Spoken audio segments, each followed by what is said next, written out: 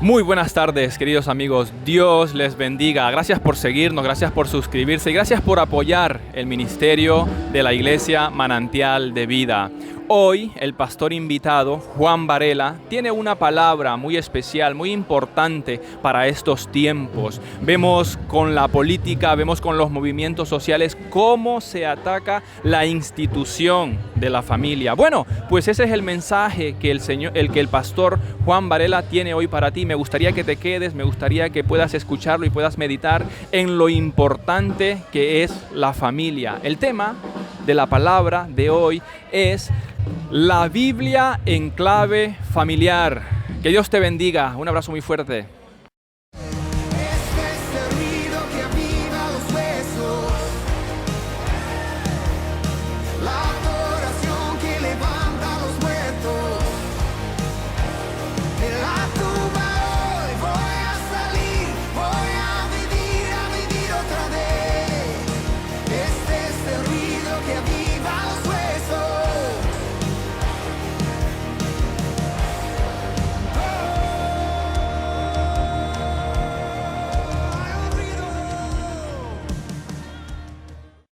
Claro, aquí está contenido nuestro pasado, nuestro presente y también nuestro futuro. Esa es una gran realidad.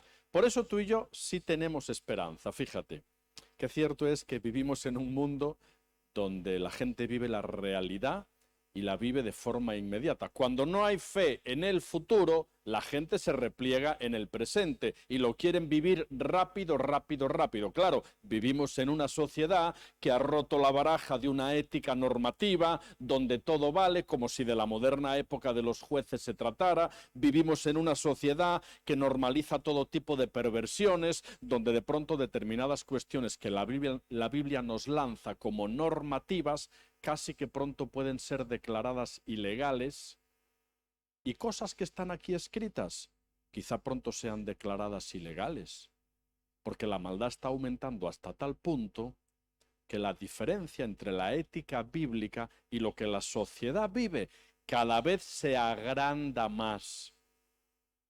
Entonces no hay esperanza. La vida se ha fragilizado. La pandemia ha venido a ser la puntilla que nos dice de que esto es muy complicado, de que la vida es muy pasajera, muy frágil. Ya no hay fe en la economía porque la vivimos de posguerra. Ya no hay fe en casi nada. Y la gente, cuando no espera nada, vive el presente y lo vive rápido, a tope. La Biblia dice, comamos y bebamos, que mañana moriremos. Así va la gente que no tiene esperanza. O poniéndolo más en castizo en nuestro refranero popular, el muerto al hoyo y el vivo al bollo. Venga rápido que son 4 días. ¿Escucharon ustedes el refrán? Mientras hay vida, hay esperanza. Es mentira. Es al revés. Mientras hay esperanza, hay vida, porque conocemos personas que no esperan nada, no tienen fe en el futuro y es como si estuvieran muertas, no tienen motor que les anime a nada y por eso viven el presente y por eso viven la realidad inmediata, porque mañana no saben qué va a pasar. No podemos vivir sin una esperanza. No, no podemos. Cuando yo era jovencito, había unos dibujos animados que era un señor que se subía encima de un burro. Pero el burro era muy burro y no caminaba. Y el hombre le daba y con el palito, pero el burro nada, que no se movía. Hasta que el hombre toma una caña de pescar bien larga y pone al final de la caña de pescar una zanahoria. A los burros les encanta la zanahoria. Y el tipo se sube encima del burro y 5 metros por delante de los ojos del burro coloca la zanahoria. Muchacho, el burro de la que ve la zanahoria ya que se lanza. ¿Sabes por qué el burro empezó a correr? ¿Por qué empezó a caminar? ¿Sabes por qué? Porque había una motivación, había una esperanza, había algo por lo que luchar. Y cuando hay algo por lo que luchar, por lo que vivir y aún por lo que morir, eso produce en nosotros un motor que nos anima a ir adelante. Por eso, Cristo en nosotros la esperanza de gloria. Karl Barth, uno de los grandes teólogos que hemos tenido, él decía, hace muchos años ya, decía, para preparar una buena predicación en base a la palabra, tenemos que tener en una mano la Biblia y en la otra las redes sociales. Bueno, él no decía las redes sociales porque en su época no existían las redes sociales. Él decía en una mano la Biblia y en la otra el periódico.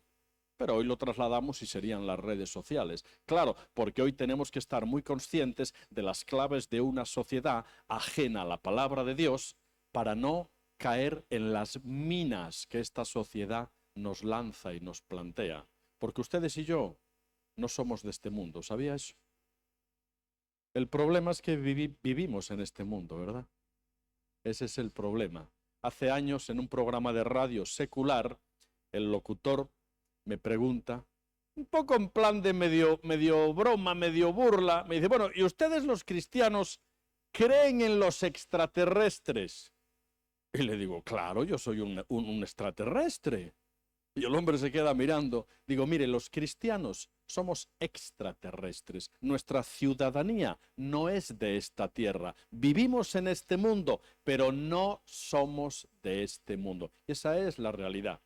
Claro, cuando tenemos en perspectiva la idea de la eternidad, nuestro paso por este mundo podemos suscribirlo con las mismas palabras que Pablo dice ahí en Corintios, cuando hablando del mundo, pero desde la perspectiva de la eternidad, Pablo dice, porque esta leve tribulación momentánea produce en nosotros un cada vez más excelente y eterno peso de gloria. Fíjate qué interesante. No mirando nosotros las cosas que se ven, que son temporales, sino mirando las que no se ven, que son eternas. Porque tú y yo no declaramos lo que vemos, declaramos lo que creemos. Y efectivamente declaramos que un día Él va a volver.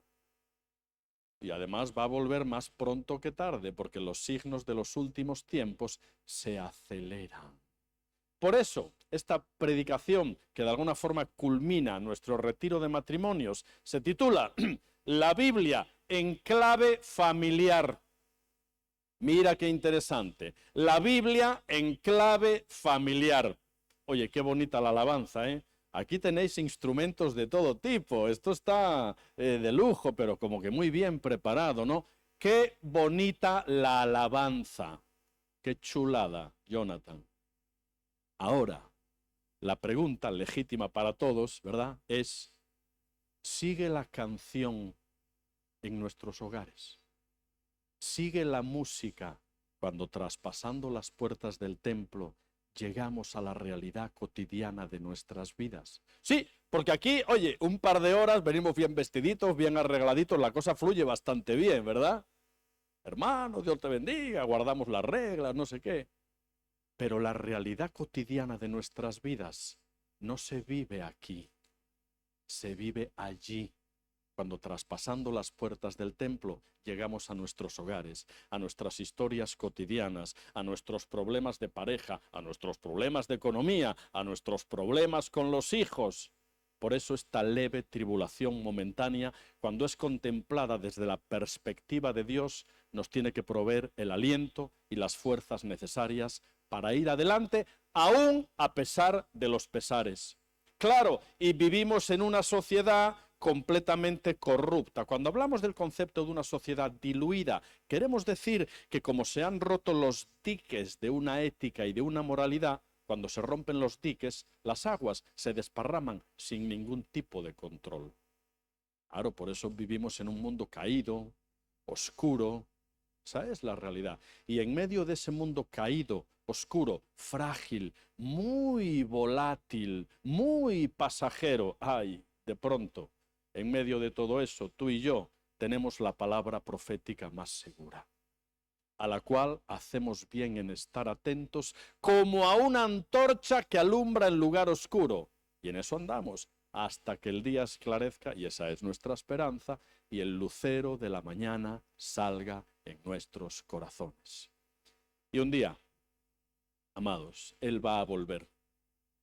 No va a venir sobre un pollino de asna, no va a venir como vino en su primera venida, no, va a venir sobre un caballo blanco, vestido con sus mejores galas, para hacer algo muy bonito con lo que vamos a concluir la prédica de hoy. Por eso, el título sería La Biblia en clave familiar. Y tenemos que interpretar la Biblia en clave familiar por una razón muy sencilla, y es que la autenticidad de nuestro cristianismo se mide en el hogar. El banco de pruebas de la autenticidad de nuestro cristianismo se mide en el hogar. Amarás a Dios sobre todas las cosas y al prójimo como a ti mismo. Y tenemos tendencia a pensar que de pronto el prójimo es el compañero o el hermano que tenemos ahí al lado en la iglesia, en la banca. No, tu primer prójimo, tu primer próximo es tu pareja, tu padre, tu madre, tu hijo, tu hija, tu esposo, tu esposa. Por eso la primera aplicación de cualquier texto bíblico tiene que ser en clave familiar.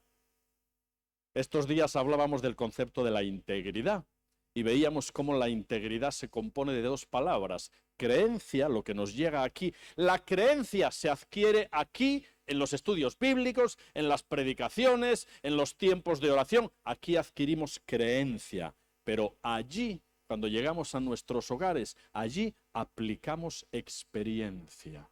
Claro, la combinación de creencia y experiencia se llama integridad.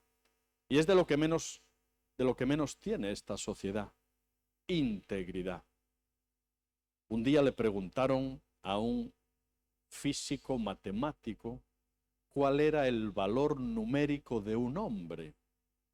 Y el físico, un sabio oriental, le dice, mire, si el hombre tiene integridad, su valor numérico es 1. Pero si además tiene conocimiento, le añadimos un 0. Ya su valor es 10. Pero es que si además tiene sabiduría, le añadimos otro 0. Su valor ya es 100. Y si además tiene una buena espiritualidad, le añadimos otro 0. Oye, su valor ya es 1000. Y de pronto el sabio matemático dice, pero si quitamos el 1, todo lo demás no vale nada. No vale nada. La integridad es lo que nos tiene que caracterizar y diferenciar de una sociedad corrupta, corrompida y oscura. La integridad. El armiño es un animal muy interesante. El armiño, ahora ya hay granjas de armiños porque la piel es muy cotizada, pero antaño, cuando se quería cazar un armiño, resulta que el cazador, el armiño ya sabes, en invierno su pelaje se pone blanco, blanco, una piel muy cotizada para hacer bolsos, abrigos y todo eso, ¿no? Y el armiño, cuando llega el invierno, su piel se vuelve blanca, blanca, inmaculada. El cazador, antiguamente, para cazar un armiño, salía con los perros y se iba con una bolsa llena de basura. Mira, una bolsa llena de porquería, de suciedad. Y de pronto llegaba a la cueva del armiño, que es un animal nocturno que caza por la noche y regresa a la guarida cuando amanece. Total que el cazador se va a la guarida del armiño antes de que amanezca, cuando anda por ahí cazando, y con la bolsa de basura, imagínate que en la bolsa hay pescado podrido, suciedad, basura. El armiño vacía la bolsa a la entrada de la cueva y suelta a los perros. Los perros se van siguiendo el rastro del armiño. Entonces el armiño, cuando detecta el ladrido de los perros, se va rápido a refugiarse en la guarida. Pero ¿sabes lo que ocurre? Que se encuentra la entrada de la cueva del armiño llena de suciedad, llena de porquería. El armiño se niega a entrar. ¿Sabes lo que hace? Literal. Se da la vuelta y se enfrenta a los perros hasta morir. Porque prefiere morir limpio a vivir sucio. Qué interesante, ¿verdad?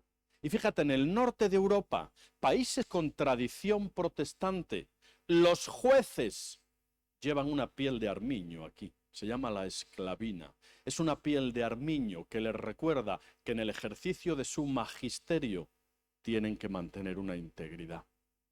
Ahora fíjate que los jueces son los magistrados. Un magis implica por encima de, porque los jueces están por encima del pueblo para legislar.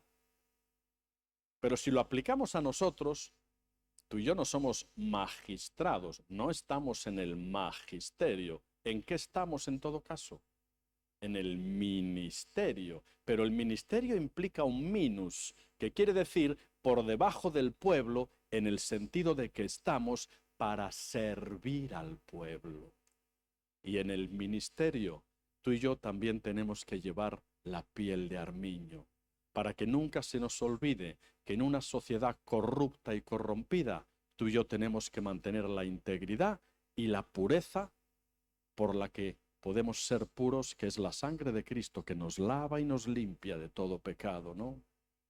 Por eso qué importante aprender a mantener esa pureza en medio de un mundo corrupto. Por eso qué importante entender que todo en la Biblia se lee, se vive y se interpreta en clave familiar. Me encanta cómo comienza la Biblia. Sí, porque es un comienzo muy bonito. Mira, tú y yo no venimos del mono.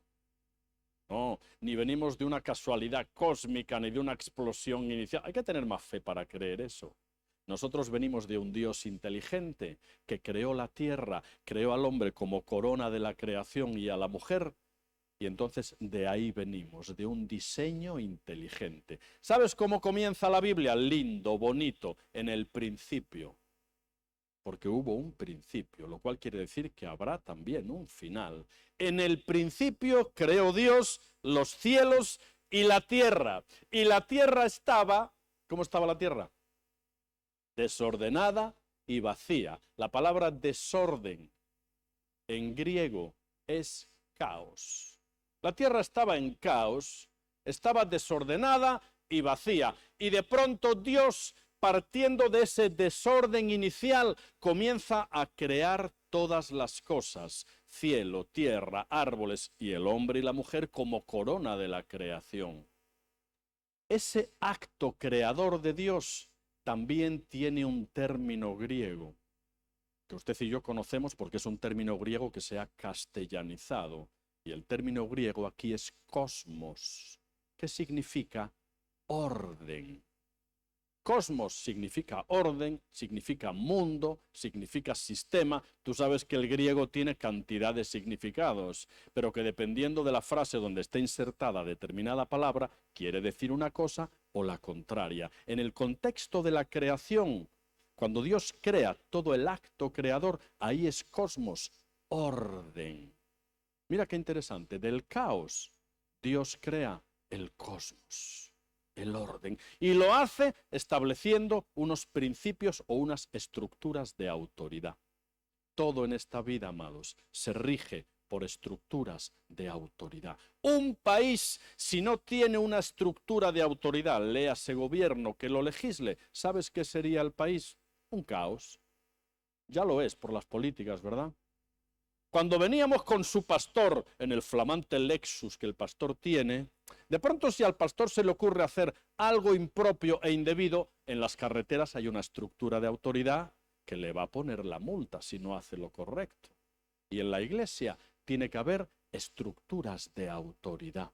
Y en la familia tiene que haber estructuras de autoridad. Y cuando somos capaces de sujetarnos al orden que Dios estableció, el orden genera identidad correcta y la identidad correcta genera autoridad de la buena, de la bíblica. La Biblia, amados, se vive, se lee y se interpreta en clave familiar. Y después de hacer todo el acto creador, Génesis 1 y por ahí, de pronto Dios dice en Génesis 2, 18, mira, la Biblia al comienzo, cuando habla de la bondad de la creación, después de cada acto creador, hay una muletilla que dice, hizo Dios los cielos, la tierra, y creó Dios la luz, y vio Dios que la luz era buena. Y después de cada acto creador, vio Dios que era bueno. Y enfatiza cuando termina todo el acto creador y dice, y vio Dios todo lo que había creado, y aquí era bueno, en gran manera. Y de pronto llega el contraste, Génesis 2:18, no es bueno que el hombre esté solo. porque no fuimos diseñados para vivir en soledad. Ayer mencionábamos ese versículo. Por eso la palabra dice, no es bueno que el hombre esté solo, le haré ayuda idónea. Y claro, ayuda idónea. Alguien va a tener que fregar, lavar y planchar la ropa, ¿verdad? Y es que la palabra ayuda idónea, bajo una lectura superficial, podría darnos la falsa idea de que de pronto aquí el varón es el rey del mambo y la doña, pues eso, una ayudita idónea. No, no. Muy lejos de la realidad. De hecho, la palabra ayuda idónea comparte la misma raíz griega utilizada en el Evangelio de Juan, allá por el capítulo 16 y 17, cuando el Señor les dice a sus discípulos que Él se va, pero que no se preocupen, que les va a dejar, ¿saben a quién? Al Consolador, a la ayuda idónea. Ese es el concepto. Si el Espíritu Santo es la ayuda idónea, el complemento ideal del cristiano, la mujer comparte el mismo rango para hablar de qué es la ayuda idónea, el complemento ideal del varón. Ese es el concepto. No es bueno que el hombre esté solo, le haré ayuda idónea. Pero en latín, la palabra ayuda idónea es ad yugo, es decir, con el mismo yugo. Tú sabes lo que es un yugo, ¿verdad? Es el aparatico que se le pone a los bueyes para que vayan a la misma altura, a la misma dirección, a la misma velocidad. Y ese es el concepto del matrimonio. Dos personas distintas que unen sus vidas en un compromiso de mutua aceptación para ir caminando juntos. Salmo 101, verso 6. Mis ojos pondré en los fieles de la tierra, el que ande o los que anden en el camino de la perfección, estos me servirán. Y nada más crear todo lo que Dios crea, instituye el matrimonio en Génesis 2:24. Primero la soledad del varón es suplida con la creación de la mujer y cuando llega a la mujer el complemento ideal, Dios instituye el matrimonio. Mira, en hermenéutica y en homilética hay una regla que establece que todo lo que en la Biblia se va repitiendo nos está indicando alto nivel de importancia. ¿Tú sabes cuál es el versículo, uno de ellos, que más veces se repite en la Biblia? ¿Sabes cuál es? El que más veces se repite en la Biblia. Uno de ellos. No. Génesis 2:24. La institución del matrimonio.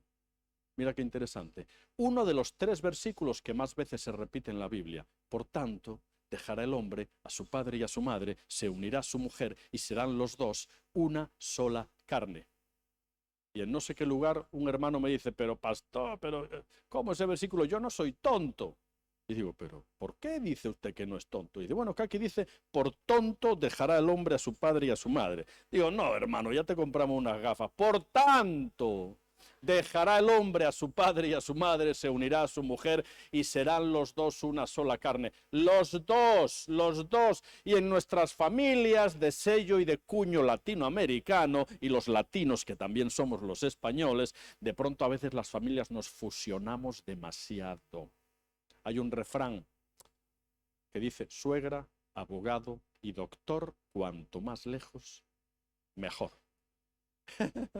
Hombre, la pena es que alude a la profesión de abogado en su aspecto negativo indicando pleitos, alude a la profesión de médico indicando enfermedades y alude a la profesión de suegra indicando pleitos y problemitas también. Casados son 2 con una misma casa, consortes son 2 con una misma suerte, cónyuges son 2 con un mismo yugo, no 3, 4 y 5, ¿verdad? Por eso el primer elemento clave del matrimonio queda establecido cuando dice, dejará el hombre a su padre y a su madre. Se está refiriendo a papá y a mamá, porque dejan el antiguo núcleo familiar para pasar a formar un nuevo núcleo familiar. Y eso lo hace Dios estableciéndolo dentro de lo que se llama el sistema creacional, Génesis 1 y Génesis 2, donde se fundamentan todas las bases de lo que luego son las futuras civilizaciones. El contexto creacional, ahí se fundamenta todo lo que Dios establece antes de que la civilización comience su andadura y comience a desarrollarse. Y luego tenemos Génesis 2:25, el propósito que Dios tiene para el matrimonio y la familia. ¿Recuerdas lo que dice Génesis 2:25? Y estaban ambos desnudos, Adán y su mujer, y no se avergonzaban. Podían estar desnudos física, emocional y espiritualmente y no sentir vergüenza, no sentir crítica. no sentir reproche del otro, sentirse en tierra amiga, sentirse que podemos estar con nuestra pareja sin tener ningún tipo de temor y sin esconder absolutamente nada. Ese concepto tan complicado de llevar a término se llama intimidad.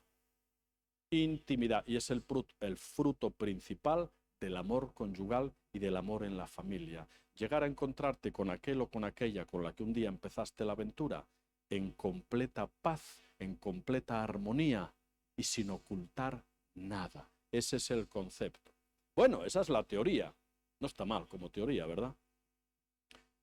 El problema es que el ideal conseguible, cuando digo ideal, los ideales bíblicos son siempre conseguibles, ¿eh? El problema es que el ideal bíblico divino choca con una realidad dura y difícil marcada por el pecado. Y ahí se nos hace complicado llevar a buen término todo lo que la palabra nos dice.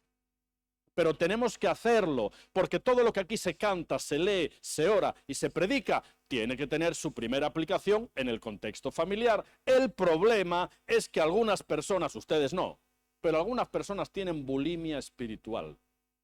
¿Sabes lo que es la bulimia, verdad? La bulimia es que comes, pero luego vomitas y los nutrientes de los alimentos nunca llegan a fortalecer tu sistema. Espiritualmente a veces pasa igual. Aquí comemos, llegamos a casa, una mala contestación, una mala palabra, miramos lo que no debemos de mirar, dejamos de hacer lo que tenemos que hacer y es como si vomitáramos. Y la bulimia espiritual lo que produce es cristianos raquíticos, porque los nutrientes espirituales no acaban de fortalecer su vida. Por eso qué importante el contexto del hogar. Por eso la Biblia, amados, hay que leerla, vivirla e interpretarla siempre en clave familiar. Luego llegaríamos a Génesis 12. Mi Guillermo, mi querido pastor, estamos en Génesis 12 y yo pretendo acabar en Apocalipsis. Pero no te preocupes que me voy a ceñir al tiempo. Génesis 12, no hay problema, ¿verdad? Génesis 12 es el pacto abrahámico, donde Dios le dice a Abraham, en ti serán benditas todas las familias de la tierra. Desde ese momento Dios establece que el vehículo que Él va a utilizar para bendecir a la humanidad va a ser la familia. Y desde ese momento el enemigo también sabe que el vehículo que tiene que destruir, falsamente ampliar y todo el asunto, tiene que ser la familia. Por eso la familia hoy es la institución más machacada, más devaluada, más falsamente ampliada, porque la iglesia es familia de familias. Claro, y llega luego Deuteronomio 6. Si estuviste en el Muro de las Lamentaciones, o si has visto por la tele lo que queda del templo de David, que es el Muro de las Lamentaciones, de pronto vemos a los judíos ultraortodoxos, esos que tienen el traje, el sombrerito, los rizos, y muchos de ellos llevan aquí un saquito de cuero. Eso se llama la filactelia.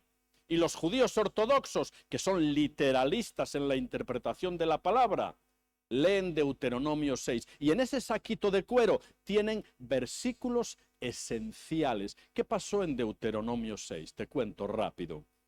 Dios sabía que ahí empezaba la dispersión, que su pueblo iba a ser disperso por cualquier parte de la tierra e iba a mezclarse con pueblos paganos, politeístas, prostitución religiosa, sacrificios humanos. Y para que no se mezclaran, Dios les dice en Deuteronomio 6, oye Israel, Jehová, nuestro Dios, Jehová, uno es. ¿Sabes lo que hace después?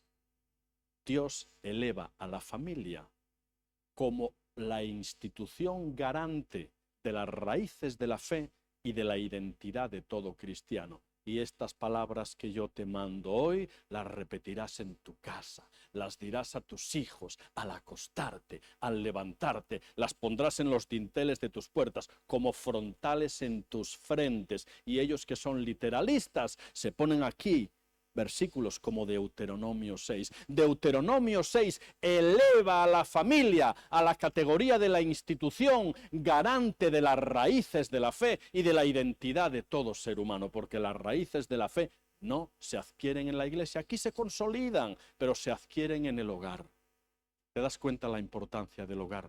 ¿Te das cuenta la importancia de la familia? Desde el principio, Dios establece y crea todo lo que crea con el solo propósito de poner a la familia como la institución garante del plan divino que Él quería llevar a buen término. Por eso el enemigo, que sabe que el tiempo se le acorta, intenta diluir, confundir y destruir la institución que Dios creó. Qué importante la familia. Bueno, voy a dar un salto rápido y nos vamos ya a Malaquías, el último libro del Antiguo Testamento, ¿no? Porque no quiero alargarme más de lo necesario. El último libro del Antiguo Testamento, Malaquías, literalmente sus últimas palabras hablan de la familia. Claro, Malaquías dice, hablando de la restitución futura del orden familiar, dice, habla de Elías, prefigura de Cristo, dice, Él hará volver el corazón de los padres hacia los hijos y de los hijos hacia los padres, lo que quiere decir que ahí ya está profetizada la desmembración familiar, ahí ya está profetizado el hecho de que los padres iban a ser desobedientes, los hijos desobedientes con los padres, ahí ya está profetizado, pero Él hará volver. Y hay una advertencia, el corazón de los padres hacia los hijos, de los hijos hacia los... No sea que yo venga y hiera la tierra, la última palabra del Antiguo Testamento, maldición. No sea que yo venga y hiera la tierra con maldición. Esa es la última palabra del Antiguo Testamento, porque la maldición es el espíritu de la ley. Si no cumples, tendrás consecuencias.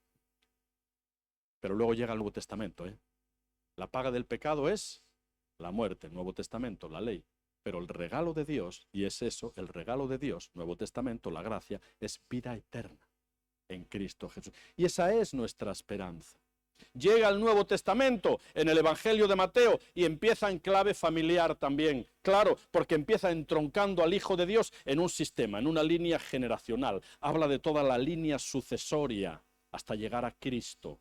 Y ayer hablábamos de la importancia de sentirnos parte de una historia, de una línea generacional, de que les hablemos a nuestros hijos, de que ellos forman parte de sus abuelos, de sus antepasados, ¿verdad? Y comienza el Nuevo Testamento en Mateo entroncando al Hijo de Dios en un sistema familiar. Y después llega la palabra y dice, la religión pura y sin mancha es esta, atender a los huérfanos y a las viudas en sus tribulaciones y librarse sin mancha del mundo. ¿Sabes lo que vincula a un huérfano y a una viuda? ¿La ausencia de quién? La ausencia del padre para el huérfano y la ausencia del marido para la viuda. La importancia que la Biblia da a la figura del varón, a la figura del hombre. Por eso el enemigo, sabiendo que la figura del varón es clave, atenta principalmente contra la identidad y la autoridad del varón. Y lamentablemente hay varones que son una triste caricatura de lo que Dios planeó para ellos como cabeza. Y eso es lamentable. Y todo tiene que ver con el mismo ataque, ¿verdad? Aún los requisitos que en Timoteo se establecen y en Tito para alguien que anhele obispado pasan porque esa persona tenga una familia en sujeción, porque quien no gobierna bien su propia casa, ¿cómo va a gobernar la casa de Dios? Y el final de nuestra historia, ese sí está escrito con letras doradas. El final de nuestra historia acaba en clave de banquete nupcial. Y un día, más tarde o más temprano, Maranata, Él vuelve a buscarnos a ti y a mí, que somos su novia, y vuelve con sus mejores galas, porque viene para desposarnos y participar eternamente de las bodas del Cordero. Ese es nuestro final. Esa es nuestra historia. Por eso, esta leve tribulación momentánea solo es una leve tribulación momentánea que tiene que producir en nosotros un cada vez más excelente, eterno peso de gloria. Porque es verdad, lo mejor está por venir, Jonathan, que lo poníais ahí en esa hermosa pantalla digital. Estáis a la última aquí, Un Lexus, pantallas digitales, esto pinta bien. Esto pinta bien. Amados, la Biblia hay que leerla, vivirla e interpretarla en clave familiar. ¿Tú recuerdas la historia de Marta y María? Todos somos un poco como Marta y María, Resulta que Jesús llegaba a casa de sus amigos Marta y María. Y de pronto la hospitalidad judía establece que al invitado hay que darle máximos honores.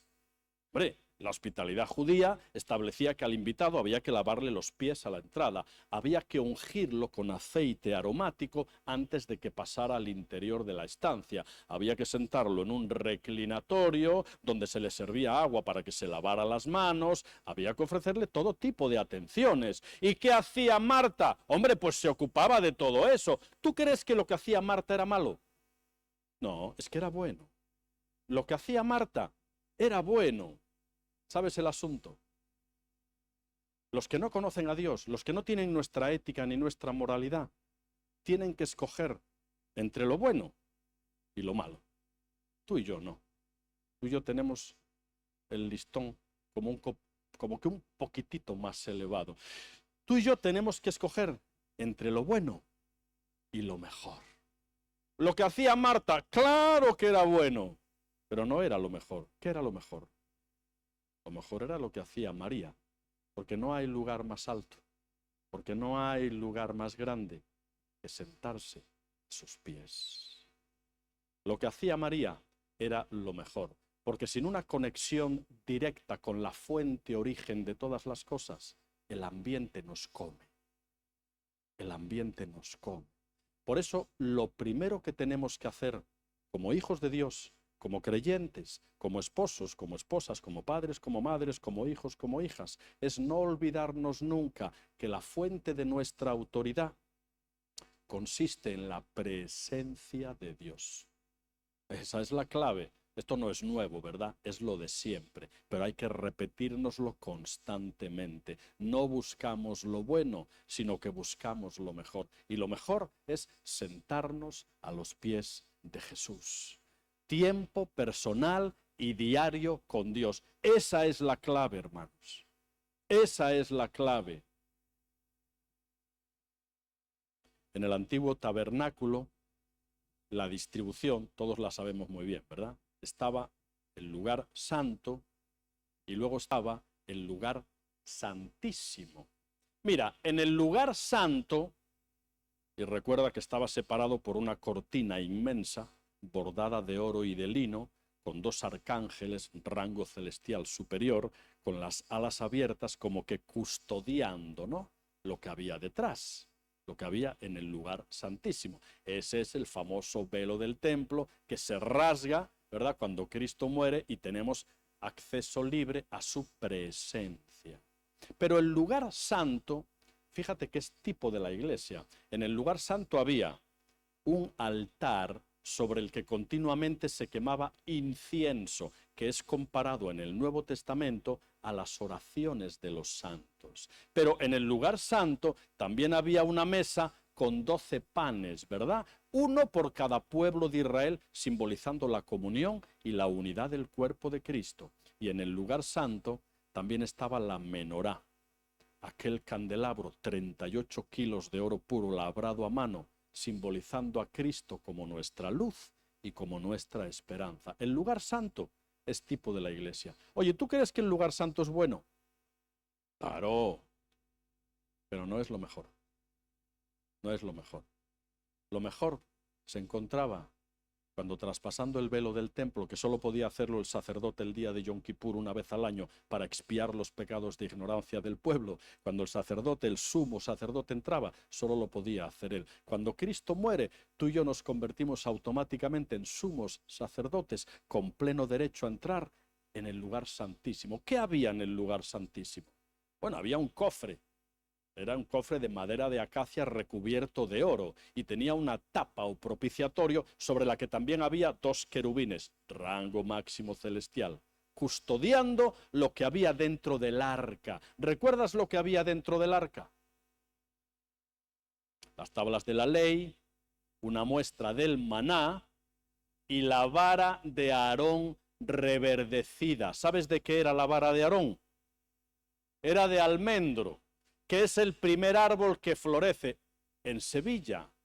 Finalizando ya el mes de enero, los campos de almendro se ponen blancos o rosáceos. Empieza la floración del almendro. Es el primer árbol que florece, indicando la pronta llegada de la primavera. Y la vara de Aarón tenía fruto. Porque mira, a fin de cuentas, tú y yo no seremos conocidos ni por nuestras prédicas, ni por nuestros libros. No, no, seremos conocidos por nuestros frutos, por nuestros frutos. Y la vara de Aarón nos recuerda que continuamente tenemos que estar dando fruto para Dios. Y ya sabemos cuál es el fruto, ¿verdad? El fruto es amor, gozo, paz, paciencia, bondad, benignidad, fe, mansedumbre y templanza. Eso es lo que tenemos que procurar continuamente, estar dando para otros. ¿Lo conseguimos siempre? No, porque es que estamos en el camino, no hemos llegado. Oye, y de pronto nos caemos, de pronto a veces resbalamos, no siempre lo conseguimos, pero andamos en el camino de la perfección. Y estamos en ese proceso, ¿no? Y en el lugar santísimo, en el arca del pacto, también estaba una muestra del maná. Y en el desierto, el pueblo de Israel, cada mañana tenía que recoger el maná, pero no podían recoger de hoy para mañana, ¿verdad? No, porque aquello criaba gusanos. A Dios no le gusta la comida recalentada. No, Dios quiere que acudas a buscar su maná cada día, para que en el desierto de esta vida sepas conducirte con la integridad adecuada. Claro, y estaban las tablas de la ley, porque en esta sociedad que nos contempla no hay ley. Hemos roto, como hemos dicho, los diques de una ética y de una ley normativa y las aguas se desparraman sin control. Hoy más que nunca necesitamos una ética, necesitamos unas normas, unos mandamientos que cumplir, que nos señalen el camino en medio de tanta oscuridad.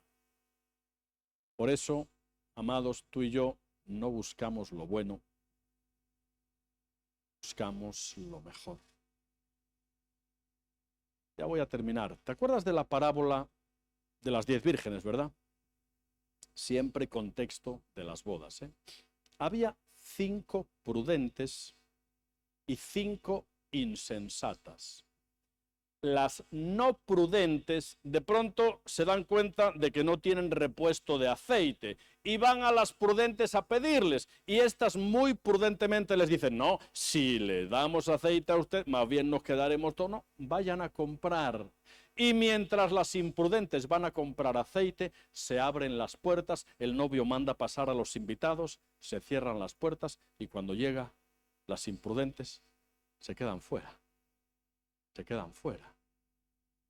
¿Tú crees que al principio de la historia las 10 vírgenes tenían luz en la lámpara? Sí, al principio sí. ¿Sabes por qué? Porque la luz es lo que Dios nos otorga por el milagro de su gracia y sin ningún esfuerzo por nuestra parte. La luz nos fue otorgada por el milagro del sacrificio de Cristo en la cruz. Pero el mantenimiento necesario para mantener la llama encendida te corresponde a ti. El problema es que las lámparas orientales, que tenían una mecha de trapo, si se mantenían impregnadas en aceite, aquello daba muy buena luz. Pero cuando no había aceite, en vez de luz, ¿sabes qué daban? Humo. Así en la iglesia, cuando los creyentes, que solo somos trapos, dignificados por su gracia, no estamos bebiendo del aceite de su esencia, empezamos a echar humo. Humo de críticas, de esto no me gusta, de esto no se hace así. ¿Sabéis de qué hablo? Claro. Por eso el cristiano, que solo somos trapos, tenemos que estar en continuo contacto con el aceite para no echar humo, sino luz. Sí, y solo somos trapos, no se nos tiene que olvidar, porque solo somos trapos. Ahora, un trapo sirve para poco, ¿verdad? Oye, pero si tú a un trapo le pones la bandera de Colombia, la bandera de Honduras, la bandera de Argentina o la bandera de España, ¿a que tú no te limpias los zapatos con ese trapo? Es solo un trapo, pero está representando a tu país. Tú y yo solo somos trapos. Pero Dios puso el sello de su identidad en nosotros y nos hizo hijos e hijas, y eso nos dignifica y eso marca la diferencia. Pero tú y yo no tenemos que buscar lo bueno, hermano, tenemos que buscar lo mejor, porque Él pagó un alto precio y porque tú y yo no somos vencedores, ¿eh? ¿Somos qué? Más. O sea, no lo bueno, sino lo mejor. No somos vencedores, somos más que vencedores. Mira, yo nunca había entendido qué implica ser eso de más que vencedor. Y un día un pastor me lo dice y me explica. Le dice, bueno, imagínese usted un combate de boxeo. Digo, hermano, pero qué poco espiritual, un combate de boxeo. Y me dice, no, pero si es un deporte muy evangélico, pero ¿cómo va a ser? Y me dice, claro, ¿no dice la Biblia que es más bienaventurado dar que recibir? Digo, Dios mío, te voy a llevar al instituto bíblico de nuestros hermanos aquí en la iglesia para que te enseñen algunas cuestiones. Bueno, es igual, imagínese un combate de boxeo donde se está disputando el campeonato mundial de los pesos pesados. Y hay un cheque de 50 millones de euros en juego. Comienza el primer asalto. ¿Cuántos asaltos tiene un combate de boxeo? O sea que ustedes ven boxeo. Ya, bueno, 12, vale. Comienza el primer asalto, es de los pesos pesados, ¿eh? Son dos tipos inmensos y empiezan a darse de bofetadas. Pero no hay un claro vencedor y llega el asalto 12 y mira, los dos están con el labio, la nariz, la ceja. Pero de pronto uno de ellos, ¡pum!, le da un buen derechazo y derriba al contrario. Pero el propio ganador está que no puede. Y el árbitro le levanta la mano al hombre y lo proclama campeón mundial de los pesos pesados. Y le da un cheque de 50 millones de euros. El tipo, que no puede ni hablar, llega a su casa y solo acierta a tocar el timbre. Cuando su esposa abre, esta se lleva las manos a la cabeza. ¡Dios mío, pero cómo vienes! Y el pobre solo acierta a entregarle el cheque. Y va la mujer y toma el cheque. ¿Tú sabes quién fue el ganador? No, ella no. El ganador fue él. Ella fue más que vencedora, porque sin recibir ni un solo golpe, fue beneficiaria de un cheque de 50 millones de euros. De 50 millones de euros. Claro, si traspasamos eso a la obra de Cristo, mira, él recibió todos los golpes, todas las afrentas, todos los insultos. Él fue el crucificado, el difamado, el calumniado, el torturado. Él fue el vencedor. Y cuando un día, en la historia de amor que Dios tiene con cada uno de nosotros, Él a ti y a mí nos extendió un cheque que no tiene precio porque es un pasaporte a la vida eterna. Cuando tú por la sola fe te haces con el cheque, ¿sabes quién fue el vencedor, verdad? El vencedor fue Él. Y tú sin recibir ni un solo golpe, fuiste hecho más que vencedor. Nos damos cuenta, amados, nos damos cuenta de que no podemos rebajar el precio que Cristo pagó por nosotros. Nos damos cuenta de que tenemos que mantener nuestra integridad en medio de una sociedad muy, muy complicada. No estamos aquí para dar mucho, estamos aquí para darlo todo y para gastarnos por el Señor, aun a pesar de nuestras luchas y de nuestras dificultades. No hay otro propósito, hermanos. ¿Por qué no cierras tus ojos ahí donde estás? Este es el ruido que a mí